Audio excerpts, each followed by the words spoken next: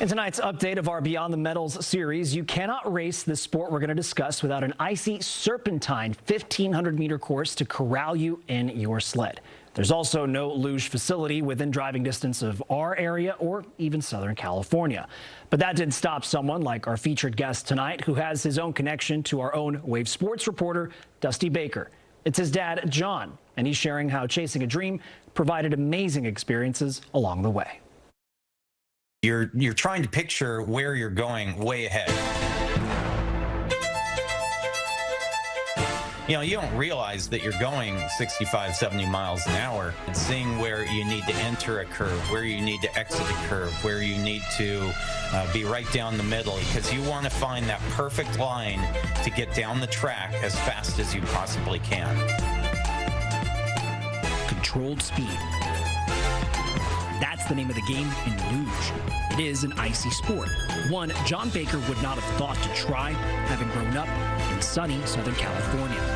I was not an athlete to start out with. I played a high-contact sport, golf.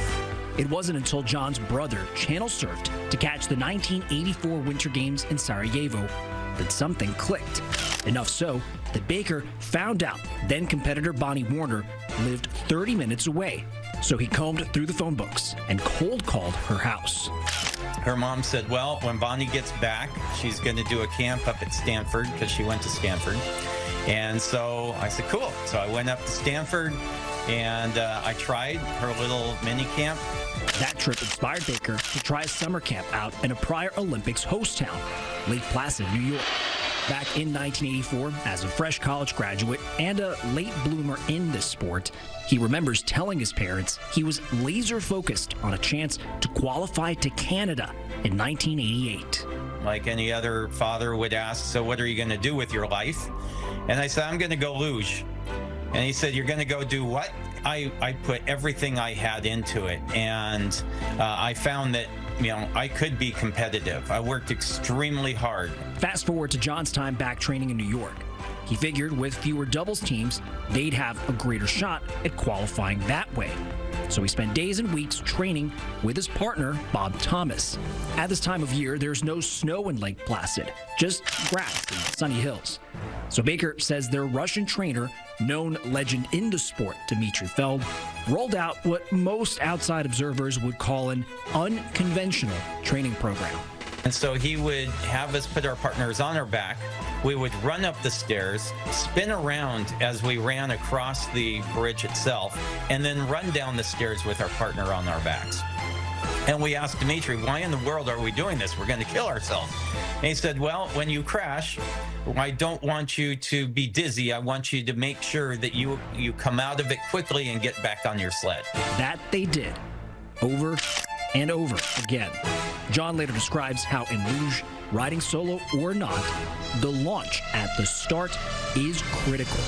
He'd visualize the track, put on nail-spiked gloves, and paddle to get rolling.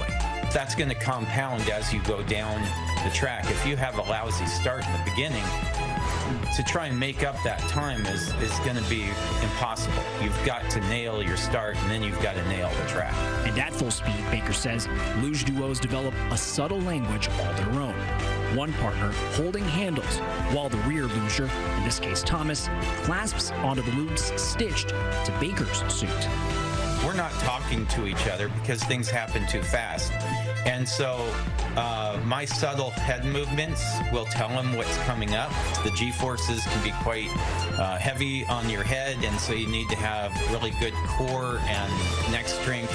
Jon's sweat equity was rewarded with all kinds of accolades. Even then, Baker and Thomas came up short of competing in Calgary. And even though he'd hung up his booties, he didn't walk away from the game entirely, becoming a trainer for the U.S. national B team's own runs across Europe. I wouldn't trade it for anything. It was a big piece of my life, and it taught me a lot about myself and taught me a lot about dedication, determination, perseverance. Looping back to those Calgary Olympics, Team USA did not medal that year in luge. They have yet to earn gold as a nation. Jon's lifelong love of sports is still evident. and it most likely had a hand in naming his own son after famous baseball player and future World Series winning manager. For these Milan Cortina Winter Olympics, Baker says he will tune in to follow the action and appreciate just how far the technology and the athletes have evolved. All the hard work and effort that the guys in the Olympics have gone through to get to where they're at. They've really had to work very, very diligently. It's not given to them. They've earned it. Huge thank you to Jon, and we're going to have more Olympics insight to share with you as we continue our series here on Beyond the Medals.